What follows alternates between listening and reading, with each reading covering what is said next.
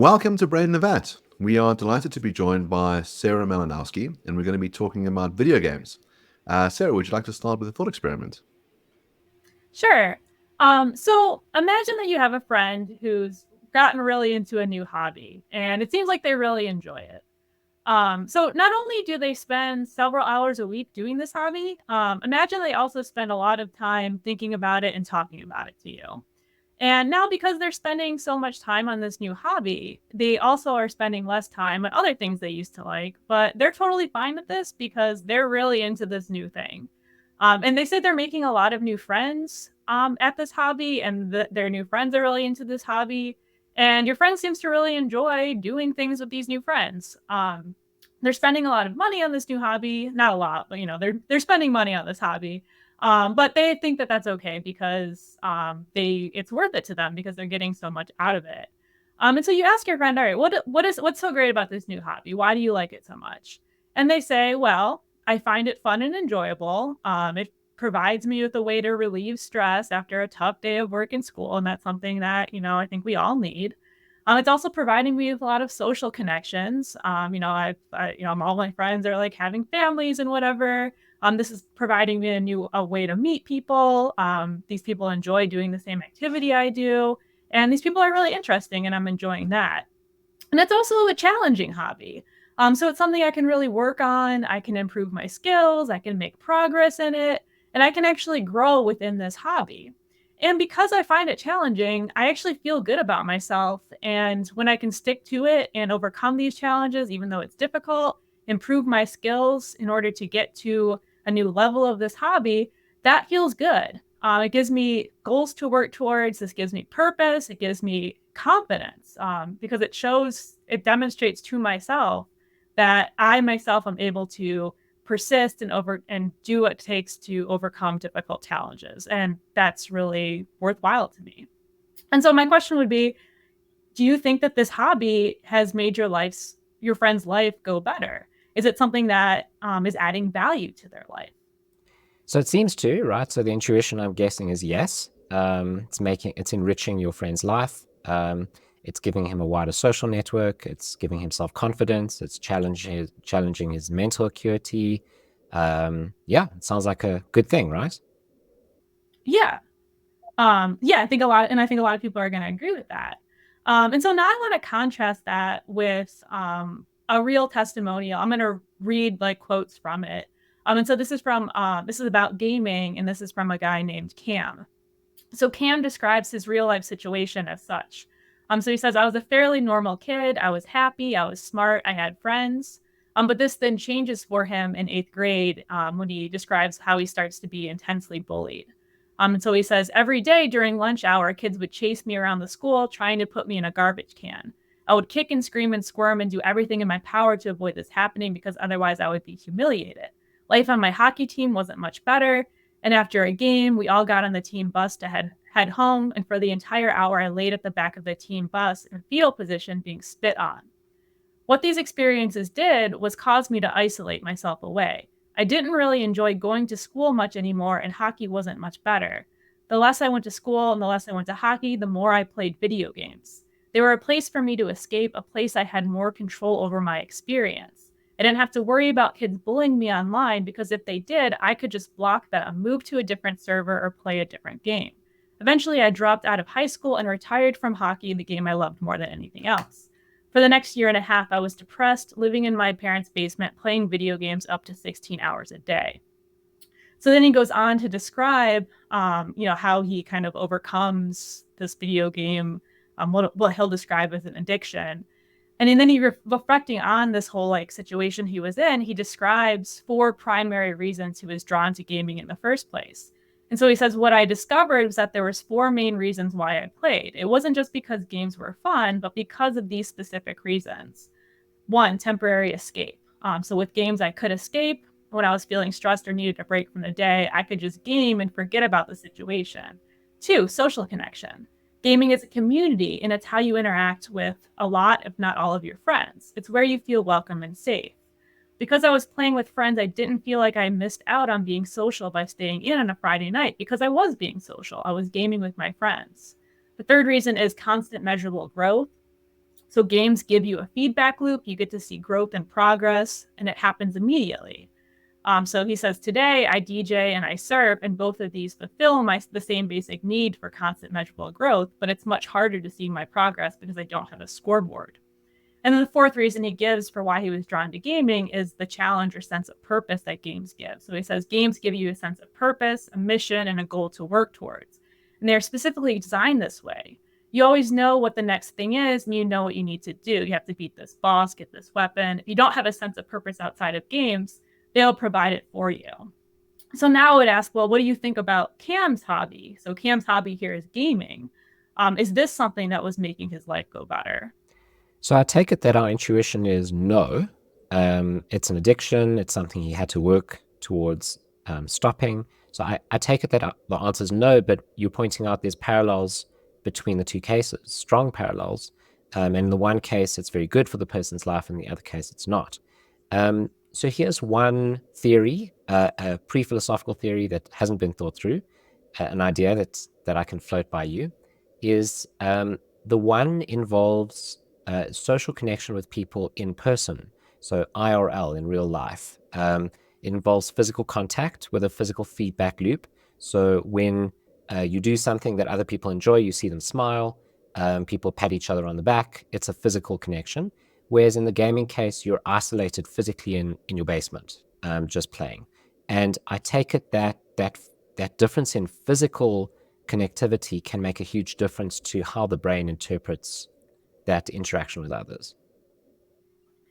Yes, I think that that's definitely a possibility. So you might think that in one case, the social connections that, if you're making real life friends through your hobby, you might have this intuition that those friendships are going to be better friendships because there is physical interaction. So that's something that perhaps there is like your brain is interpreting it differently. I don't know if there's specific data on that, but I would argue that the friendships that you can make in gaming are actually or can at least at the very least be as deep and meaningful as the friendships that you can make in real life. And one reason you might think that is like or the physicality isn't really what matters is like when you're thinking about a friendship, like is like actually being in physical contact with that, is that the essence of the friendship? Is that what's going to define a relationship as being a friendship as opposed to some other friendship, some other type of relationship? To me, it seems like no. So I want to challenge your first case. So the way that you've described the hobby implies that there are a range of things that the person benefits from it. But let's say we asked another question, which is, what's the hobby? And the person says, well, I'm part of this grave robbing club. And it's really quite difficult because you've got to sneak into cemeteries late at night. We try and like upskill, our ability to sort of, hide the sand that we dig up from the graves. And, I picked up all these cool trinkets. People have amazing stuff they get buried with. I've got this amazing tux, and this other guy, found these rings, and it's super fun. And we have a great time. And you now might be a bit more uncomfortable about the activity. You might say, well, okay, all the things you report are true. You've got this sense of camaraderie, you've got this sense of getting better at it, but the activity itself seems rather distasteful. And people might make that claim about the gaming. And by the way, grave robbing is something that you're going to do in a lot of video games, right? If you're playing Diablo, you're going around not just grave robbing, but like killing things en masse and then looting their corpses. And so we might say, well, it's true that you get some of these benefits, but we're worried about the other things that you're doing in the activity. And so maybe we shouldn't be too quick to say, yeah, hobbies are good because you get these benefits. I want to know what's on the other side of the ledger. Yeah, I think that is a good point too. So there is this question about so there's obviously going to be some hobbies that are bad for you, right? So I'm not going to say like all hobbies are good. And so the question is gaming more like, grave robbing, or is it more like a hobby that like, hiking or biking or, doing improv comedy or something like that? And so I think one of the things that, that criticism, is the actual content of the hobby bad? So that's like a very familiar criticism of gaming that has been around since, the original Mortal Kombat, basically. And so this is the very familiar like violence criticism of gaming. So a lot of games have violent content in them. And the most popular games tend to be ones that have violence involved. And so one of the like oldest criticisms of gaming has always been like, are these things like if children play them or even if adults play them, is it going to make them more prone to committing acts of violence or just being more aggressive? Um, and so if gaming is something that does that, then it seems like it would not be something that is a good hobby to pick up, even if they're, maybe, it's helping you make other friends who are also into violence, right? That wouldn't be good. And so on that note, I think that the actual psychological data on that is mixed. So currently the American Psychological Association does have like a statement about violence in video games. And so they have like a resolution, and basically they say scientific research has demonstrated an association between violent video game use and increases in aggressive behavior, aggressive affect, aggressive cognitions, etc. And so all existing quantitative reviews of the violent video game literature have found a direct association between violent video game use and aggressive outcome. I mean, that sounds really bad, right? So it does sound like gaming perhaps is more like a grave robbing type hobby.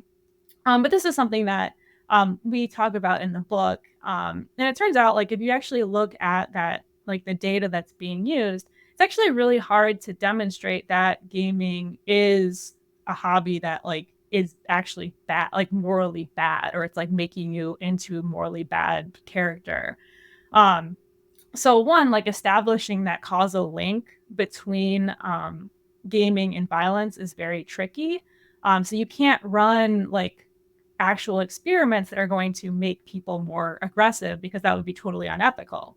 And so instead, you have to do things like study proxies for aggression or violence. So like you'll measure how sweaty someone's palms are, or how high their heart rate is after they play a video game.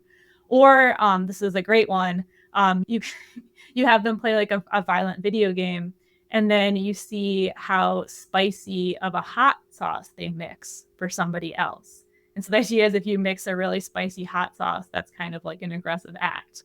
And that turns out that there's a slight effect there, right? You play a violent video game, you mix a spicy or hot sauce, and therefore you might say, well, video games are making people more violent. But of course, that's not like we're not really concerned about people having sweaty palms or mixing spicy hot sauces. So it's unclear to which that actually like extends to real life situations of aggression.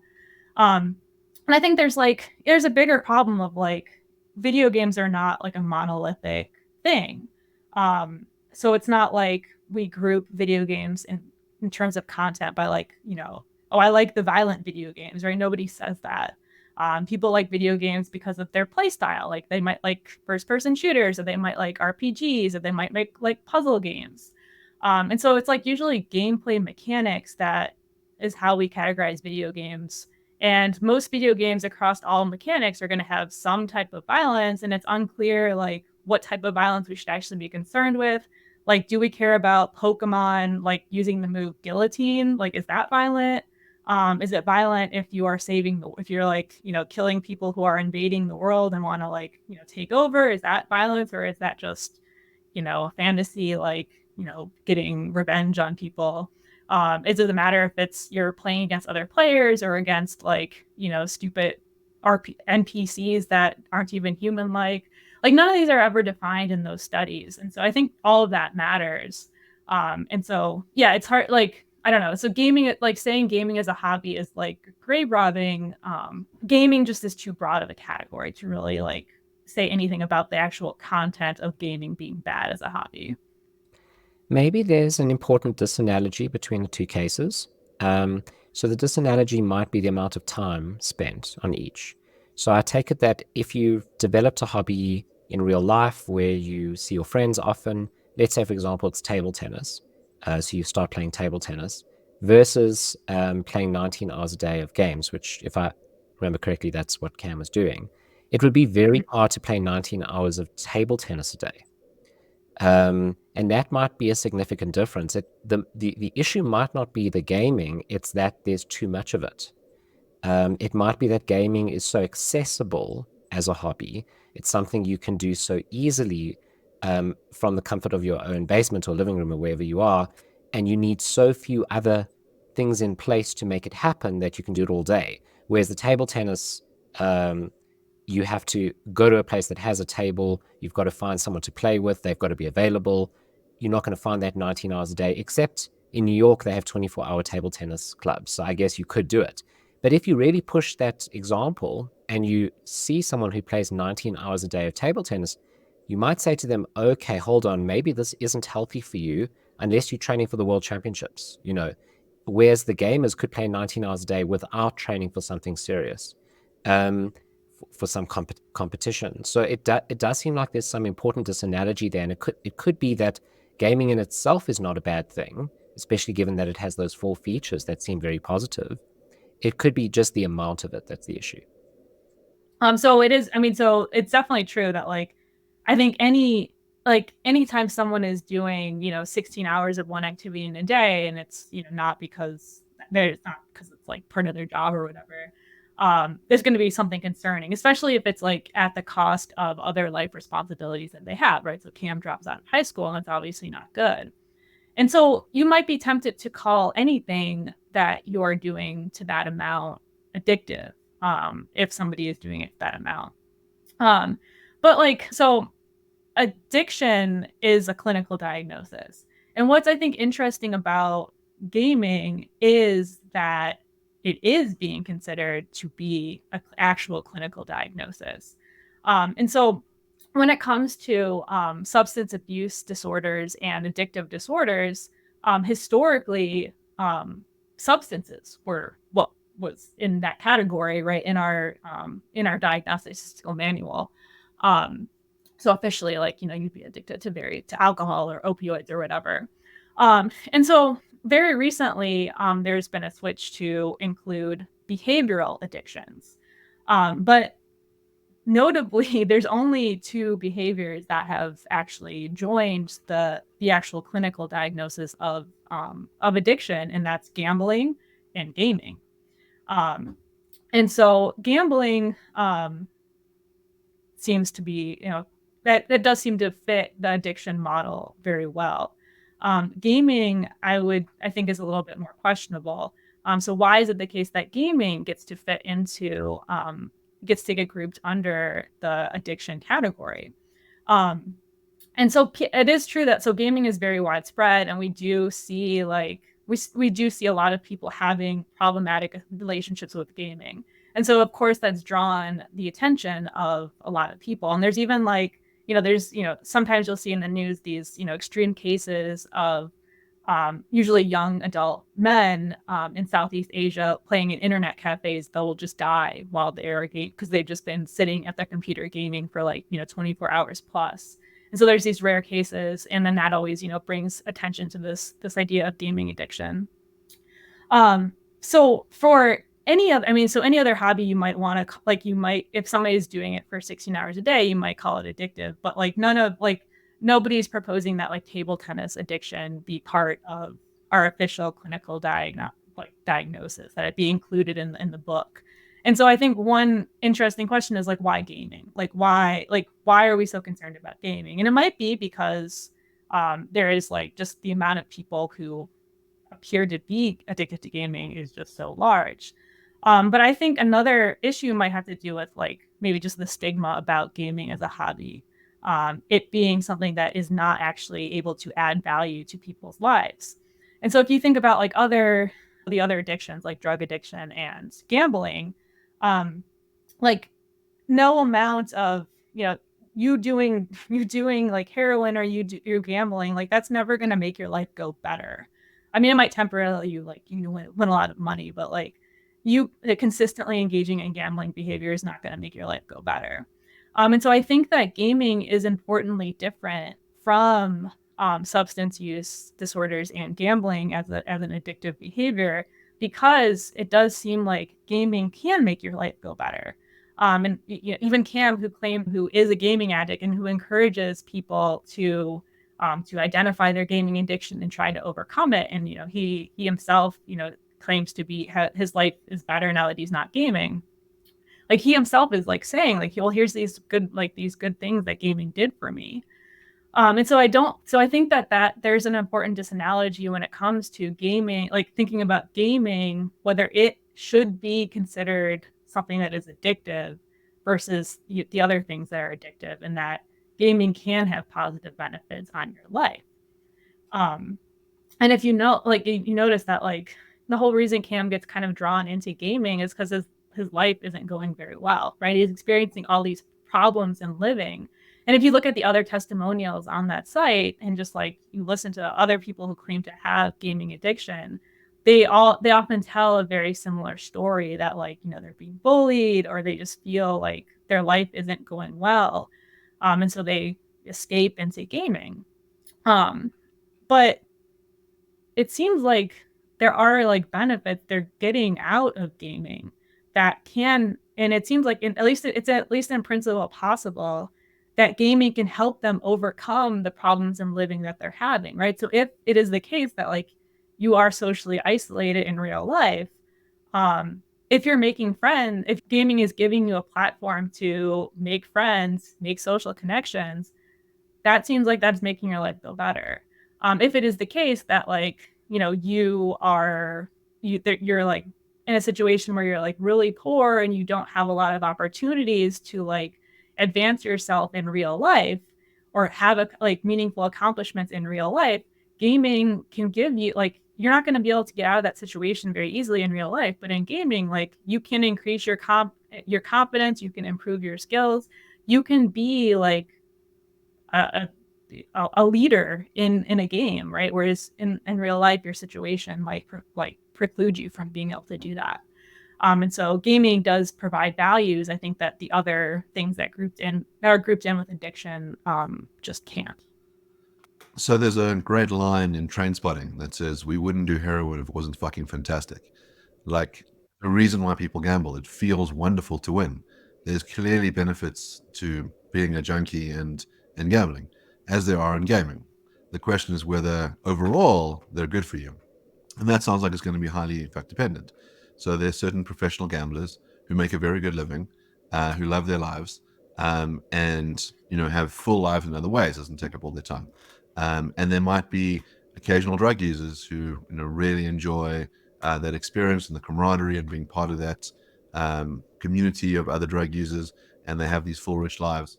And again, with the gamer, you can have someone who's integrated into themselves, and so there's that question, as you say, about the moderation versus the excess, and maybe that sort of is going to play a role in lots of different things. I suppose one concern that people have about a certain kind of game is that they're designed to be addictive. So there's a continual sense of achievement. So you're on a track, you're getting better, you're creating the simulacrum of success. And so as you say, there's this danger of the escape. So in your real life, you're a loser, you don't have any friends, but in the game world, people love you and you're doing so well, and you've just found this new magical sword, and you're about to beat the boss. And so you can throw yourself into this realm that's highly addictive, that's giving these little dopamine hits because you're getting this sense of constant achievement. But actually, it's only the simulacrum of achievement. And maybe that's the danger, is that instead of being the kind of person who says, I've got real life adversity, and if I want to make a go of it, I better learn to overcome it in my real life. Instead, your real life remains sad and pathetic, and your gaming life looks great. But what happens when the game ends? So it's definitely going to be a problem if you are just like you're in your real life situation, you're living a sad, pathetic life, and you reflect on that sad, pathetic life, and you really hate it, and so you are really just escaping to the gaming world, and you're making no attempts to improve your real life situation. So I agree that would be problematic, but note that I think a lot like there are situations in real life that like like a person can be in a particular like at a particular time in their life, like they really cannot make a meaningful move out of that particular situation. So I have in mind like there's this there's this documentary, this PBS documentary called Poor Kids, and they interview this kid who's like 14 or 15, so he's he's stuck, right? He's stuck where in that situation for the time being, and his family is very poor, and he describes how playing World of Warcraft has really like boosted his confidence.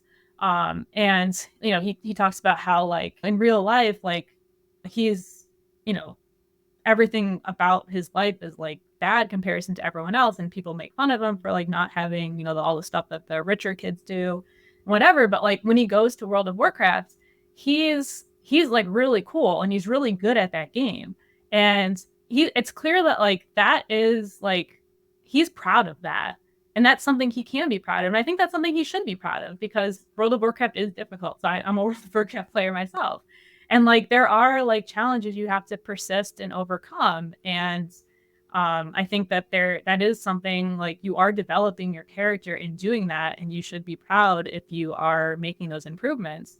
And for that kid, like at that time in his life, like that is like one place where he is able to do that. And I think that's something that by demonstrating to himself that he has that fortitude of character to like persist and overcome challenges, that's something that's going to help him as he grows up.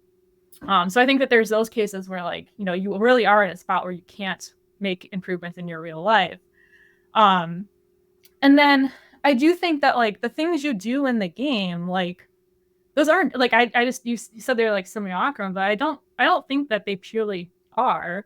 Yeah, those aren't like real things. You're not, the sword isn't real, the gold coin isn't real, but like what you are doing to get those things, like to the extent to which you have to, so like just to use World of Warcraft raiding as an example, like I have to cooperate with 19 other people.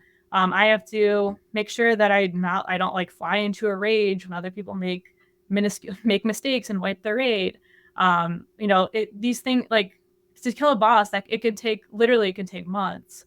And just hundreds and hundreds of wipes. It just takes a lot of persistence. It takes patience, and I think that, like, yeah, at the end of the day, I'm not getting anything of actual value, but like, I can play the game well. I can approach that game like there's ways of approaching it well, and there are ways of approaching it poorly where I'm demonstrating character vice. Right? If I fly off in a rage and quit and leave my team hanging, well, that would reflect badly on me.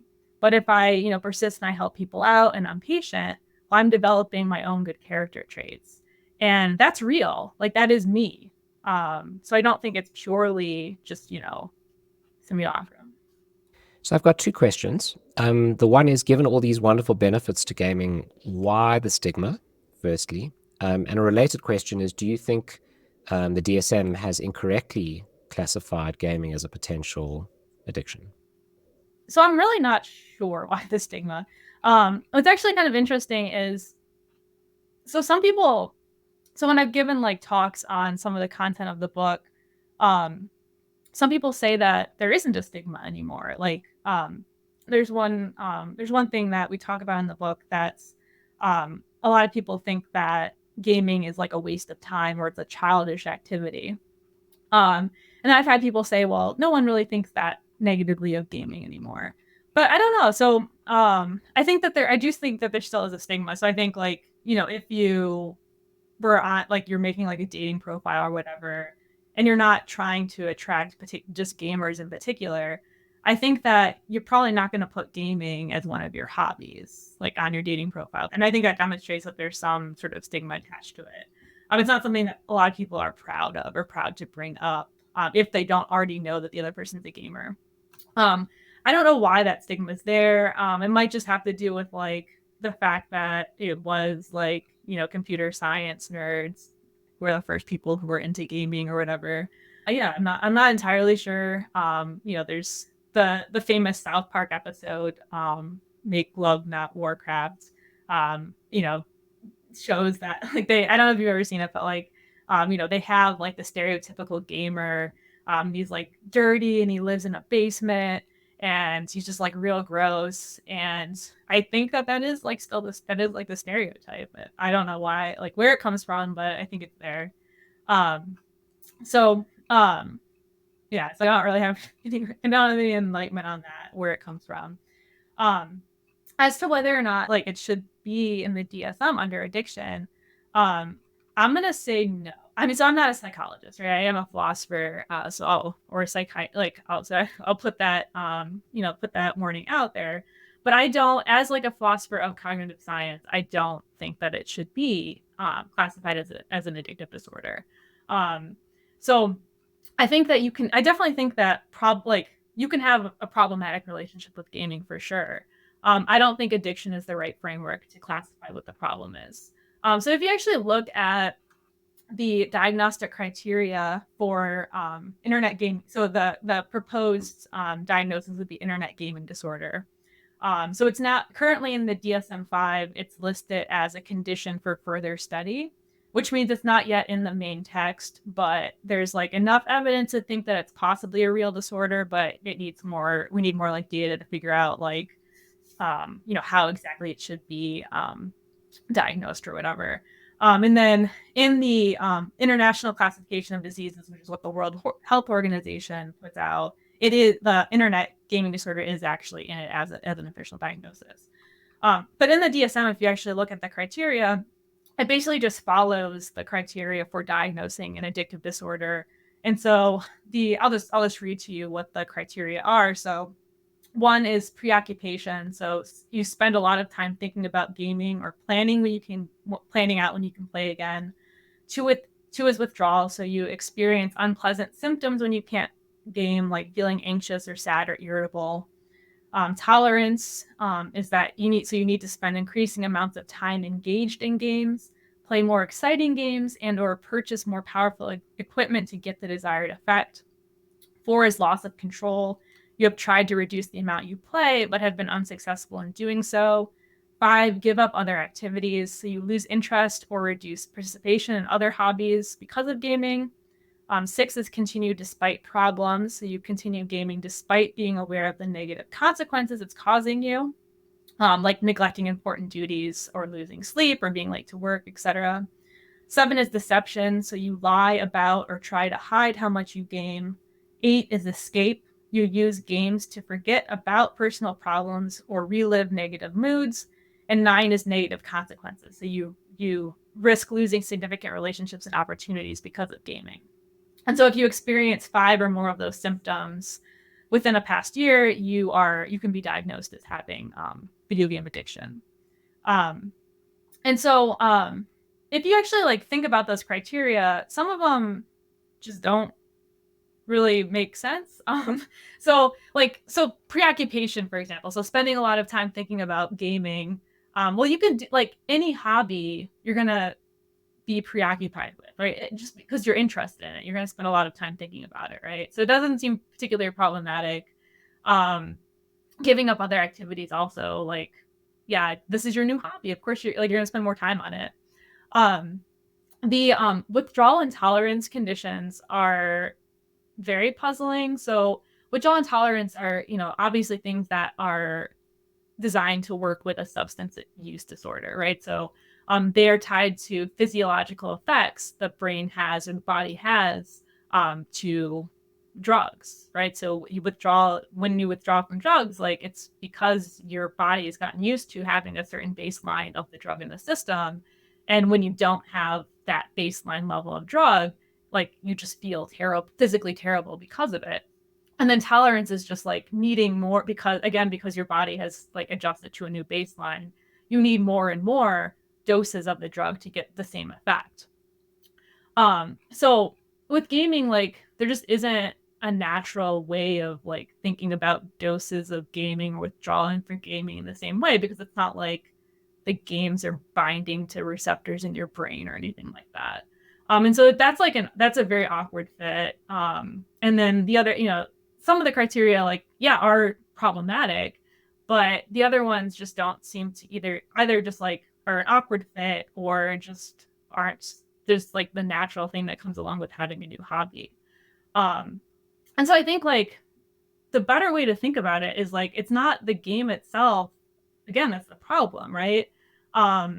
It's the problems that the person's having in their real life, and they might be using the game as like coping mechanism or a way to escape um, those real life problems. But and people might use drugs or gamble for similar reasons to cope or to escape.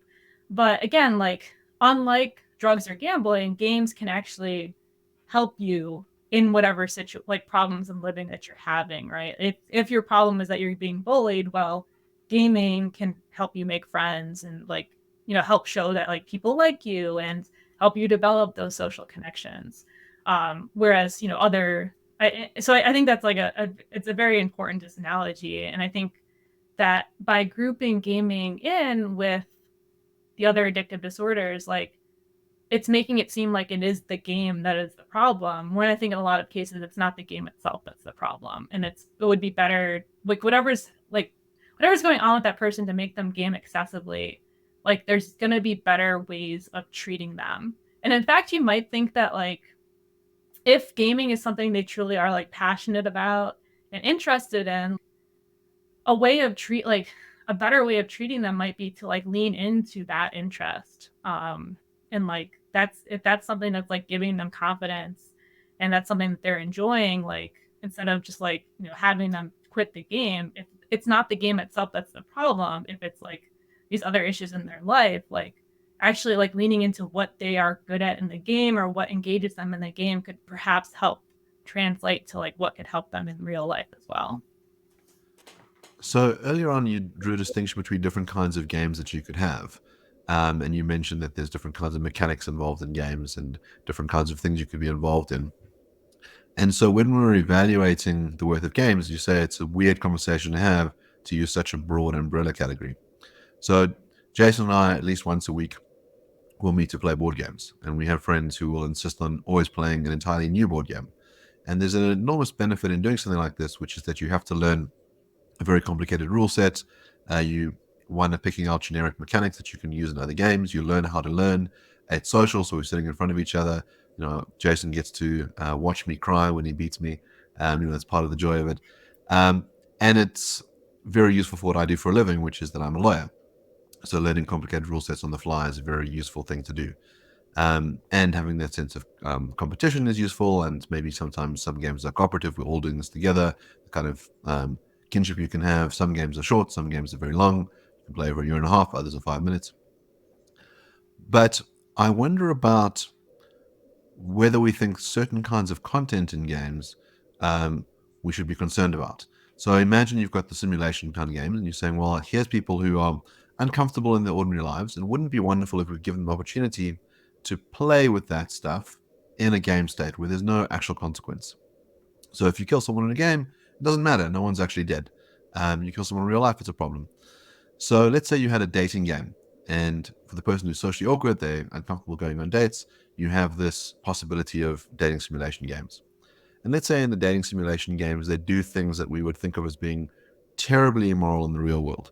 So let's say in the simulated date, the person rapes the person that they're on the simulated date with. But it's not a real person. It's a machine. It's a bot. Should we think that the person has done something immoral, that it's bad for them to do this? Let's assume that at the end of the process, they actually come out being a better person. They never go and rape any human beings. They're more socially adjusted. They get to experiment with their sort of darker side in the game world where there's no real consequences. Should we applaud that kind of gaming? Are there any kinds of things you would think that it's somehow bad for someone to engage in if it's in a simulated reality? Would it make a difference how realistic it is? So you can imagine, the kind of cardboard cutout version versus the very impressive VR with haptic feedback, so you feel like you're doing the thing while having some semblance of knowing that it's virtual. So one of the approach that I take towards thinking about like the ethics of video games is a virtue ethics approach. I think that helps kind of avoid some of these like is it wrong, like is the action wrong type questions, because there's like a weirdness to it, right? It's not like nobody's actually being harmed when you're engaging in video game play. And so like it is weird to say like you've done something morally impermissible, right? Because there's no harm there. But I think that so if you think about it though from like a virtue ethics perspective, I think that's just like it's a lot easier to sort of talk about what might be problematic about those type of behaviors. So like you have to ask like, well, what type of person would like want to like rape someone in a game or murder someone totally innocent? Like what is that reflecting about that person? And so you're gonna have to think about what's the context of the situation. Why are they doing it? If it's because they want to know what it's like to rape someone, like I think that would be problematic. Like that does seem like that's reflecting some sort of poor character. That's reflecting desires that one ought not have. Um, but if another way of like thinking about what you can do in a game, so you can do one thing you can do in games that's kind of interesting. I mean, so although the action might appear to be like moral wrong if it were to occur in a real life, but it still could be like a character developing action, is like you can actually like think about this is something Mark Schultz calls like a moral thought experiment. Like if you're given like a situation like like a trolley type problem in a video game, like you can actually like do that in a video game. And there are video games like, so Mass Effect 3 has essentially like a trolley problem type decision that you can make in the game, um where you're deciding like how many people should I save or whatever. You can actually in a game like you're actually given like a rich context for that decision. Like those people, those characters, right? You have to deal with the consequences of the action in a way that like a lot of the thought, like the moral thought experiments that we talk about in philosophy, are just like bare bones. There's no context. You don't have to deal with the repercussions. Whereas in a game, you do, and because you are playing the character who made the decision, and now like other characters are going to be mad at you. Others you're gonna have to deal with like some characters that being dead, and so like it makes the decision that you like any sort of moral action that you're taking in the game world more real, and it makes the consequences more obvious. And so this actually gives you as a moral agent an opportunity to reflect on the morality of an action. You can sort of think through like why, like if the action I did was wrong, well, why is it wrong? I can now like manipulate like the action. I can see how people in the game respond, and that can actually help make my own moral reflections more rich and meaningful and deep. And so although I might take an action in a game that, you know, appears to be more morally impermissible insofar as like a virtual action can be, this can actually help me develop better character because I'm now engaging in a more reflective moral contemplation. And that this can carry through to real life as well, right? I'm now a more reflective person. And that's good. And so I think, thinking just about like, is this action in the game permissible or impermissible? I don't think that really captures like the full complexity of the ethics in video games, right? It really depends on how you're approaching the decision, what you're taking away from it, how it's actually contributing to you as an agent. Like, how is it contributing to your development of your character? How is it reflecting your character? So here's a potential objection to the value of gaming. This isn't an ethical objection, but it's just meant to conclude that gaming doesn't have significant or substantial value. It's not actually an objection that I hold, but I imagine it's one that people might have in mind, or at least something like it. So what you've said is that the reasons why we think that gaming is valuable is that it provides us an escape from a bad situation, a possibility for social connection, growth, and a challenge or a purpose. Maybe porn does all of those things. So watching porn might provide all four of those features. So, well, an escape, certainly. You can escape through porn. Social connection, well, you're connecting to the porn stars, but in addition, you could share porn around with your friends, and you could watch it with other people. You could grow through porn. I mean, you could learn a lot about sex through porn. You might learn bad things, just like you could in video games, but you could learn good things too, just like you could in video games. And a challenge or purpose, well, that's generally like built into the act. So your challenge is to ejaculate. And there might be other challenges as well, like collect, the best porn or whatever it is. When we record Brandon of that, we always mute our guest and the other co-host while someone speaks. So they're both cracking up at the moment, and I'm finding it hard to keep a straight face. But the point is that it seems like if you think that there isn't substantial or significant value to porn, but it has those features, then you also shouldn't think that there's substantial or significant value to playing video games.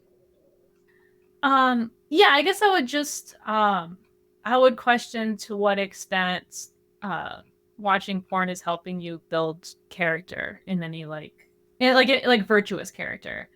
So I think that maybe that's like the key difference is like, so it's not like every time you play a game that you're like becoming a better person, right? I'm not claiming that. I'm just claiming that it's at least possible, right? That there are games that you can play that will they have aesthetic value, they have intellectual value, they might help you contemplate things. Then you might, better yourself. Like you're challenging yourself, you're developing skills like that is possible within the realm of gaming. I just don't know to what extent like you are like, I don't know. It just doesn't seem to be like porn does that. Well, two possibilities. The one is that some porn requires unbelievable feats of human performance, like they're athletes. When you interview porn stars, like women who go through gangbangs, they prepare for weeks. So it's like an athletic feat. But in addition to that, I think the act of becoming open to more and more content that would be shocking to you in everyday life, one way of viewing that is that you become more and more degenerated. You've devolved, which I think is the conservative view. But the liberal view might be that you've actually become a much more open-minded person, and you've exposed yourself to human behavior that you wouldn't normally be exposed to. You've taken yourself out of your comfort zone. You've expanded your horizons, and those could all be ways in which you've enhanced your character. Yeah, so let's see. This is not something I've ever been asked before. What's this connection? So I definitely I don't I want to hold that yeah, porn is not like gaming, and I also don't think that porn is going to contribute to any sort of character development. So how am I going to defend that view? Um I don't know. So you mentioned like some possibilities of social connection. I just don't know how robust those actually are, or how like often that would actually occur. Um, it seems more likely that like it's actually like taking you away from. I mean, if you actually look at like problematic porn use, it does seem to be taking away from actual like relationships. And I'm talking about the stereotypical like heterosexual male, and heterosexual female. It does seem like there's some like whatever like content is in porn is like making it so that heterosexual males are not able to connect with heterosexual females as to the extent that would be needed for more meaningful relationships. Like that seems I don't know that much about like problematic porn use, but that does seem to be like one of the issues. Is that women feel like they are getting more objectified by men watching a lot more porn. And so I think that's going to like actually pull away from social connections. Um and yeah, one issue is like what are you actually getting out of the porn use? It seems like you're getting this sort of like trivial fleeting pleasure from it, right? Whatever the sexual release. Um that's not like a particularly like I don't like Socrates didn't say like the life well lived is like ejaculation, right? Like the life it's like, the life of contemplation is the best life according to the ancients, right? It's not busting nuts. Um, so, so I don't know, like, there's no like reflection or contemplation involved. Like, it doesn't. I mean, maybe like you can make it like a case where there is, but I don't know. Maybe you're like learning about the form of beauty from it, perhaps. I don't know, but I think that would be a rare case. Whereas I think in video games, it's much more likely that the content of the video game is going to make you reflect and actually like contemplate, and that is what is constitutive of the life well lived. which is really what we want to say, that that's what gaming can actually contribute to you diamond a life well lived. And I just don't know if porn use can do that in the same way. So it might just be the case that porn is too broad a category, and so that you think of a certain kind of smut and you say, well, there's no value in that. And I think of a certain kind of game and I say there's no value in that. So let's think about, opposite ends of the spectrum. There's someone who reads, let's say, the story of O, or one of these sort of like classic erotic fictions. There's quite a few that are very beautifully written, that are strange and unusual, and would have a lot of internal contemplation on behalf of the reader. And then there's games that are like mindless, so like playing Candy Crush. And Candy Crush is one of the things that people can go and spend 15 hours a day doing. And so when we're then comparing the value of those activities, we might say the person who's spending a lot of time reading quite complicated erotic literature, and maybe having discussion groups about it and having that social element, we can definitely tell a story that gets us to this is a valuable activity. It also seems like one of the features that would make porn better for you would be if it was more interactive. So if social is what matters, you might say, well, it's better for you to spend all of your time with a cam sex worker than to be passively watching pornography, because at least here there's this capacity for human connection, and maybe that does grow as a person, and it becomes this sort of safe route for someone who's, let's say, socially anxious, to have a parasocial relationship that's a bit different from, let's say, just watching someone from afar. In the same way that interaction in the game helps you develop all these other kind of social attributes, that you get comfortable talking to strangers, and maybe that leads to you being comfortable talking to strangers in reality as well. So I think there's a way to not have to bite the bullet by buffing up the kind of porn case. But it is interesting that there are certain kinds of taboos that are long lasting. One of the things about games that's sort of changed over the years is that you can make a living out of it at certain times in history. So I think before 2008, before the financial crash, you had people who were professional gamers, who could earn lots of money playing things like StarCraft 2, and they'd play in these big tournaments, and there was a sense of this is like an athletic realm. Once you hit the age of 27, you became less good at it. Your synapses didn't fire as fast, just like if you were a professional football player. And there was a sense in which these became high status things to do, the kind of thing that you might brag about on your dating profile. I'm a professional StarCraft player. And then, after the financial crash, that sort of industry disappeared for a while. I'm not sure what the current state of it is. But it is interesting that other people's interest in the hobby might make us think better of it, as opposed to looking at it in and of itself. To say, well, there's something valuable about the activity, regardless of how other people feel. Yeah, so I think it's definitely the case that gaming does seem to be getting more socially accepted. And so I think, so people, look up to streamers or whatever. That's, as gaming becomes more popular, I think that, the stigma is kind of going to hopefully drop away more.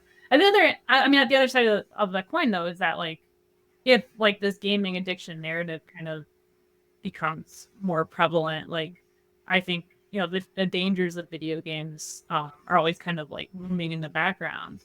And I think one of the sort of lasting, there is the financial, you can make money playing video games. But I think that's kind of the wrong way to think about what the value of video games is, right? I think, there are these external benefits. But I think saying that you can, make you can become famous, make money from video games, and saying it can be a worthwhile thing because of that. That's like saying it's good to get a philosophy degree because maybe you can be a lawyer and lawyers make lots of money, right? That's not the true value of getting a philosophy degree, right? It's not about how much money you're going to make with it. It's about the fact that you're becoming a better thinker, you're becoming wise, and you're learning how to think critically or whatever. That's so there's these intrinsic values of philosophy. And I think with gaming, that's one of the things that I would like people to kind of see and acknowledge is there are these kind of intrinsic valuable things about gaming itself that I think often get overlooked. We see gaming as just either, maybe it's it might be something dangerous. Maybe it's making people violent, or it's making people addicts, Or like, if we're not going to say it's like totally negative, people might just see it as like either a neutral type thing. It's like binge watching a show, or it's just like a waste of time, or people might even think it's kind of like a childish hobby. Like there's better hobbies that you could be doing. Like you know, maybe pick up a book, or, you know, go out and take a hike or whatever. Um, so I think one of the things that I would like to draw attention to is the fact that like there are aspects of games that are intrinsically valuable and can help you develop your character. There's a lot of aesthetic and intellectual value in games themselves. This is something my co-author might talk about next time. Um, go into more detail on that, but yeah, I think, you know, that's something, yeah, I would like to be seen as like there's value in gaming itself. It's not just tied to like, you know, whether it's help like whether it can you can make money off of it, or it's, you know, whether people like it or not. And if you're listening to the show on Spotify, let us know what your favorite games are, and let us know if you think that gaming is an overall positive or negative experience.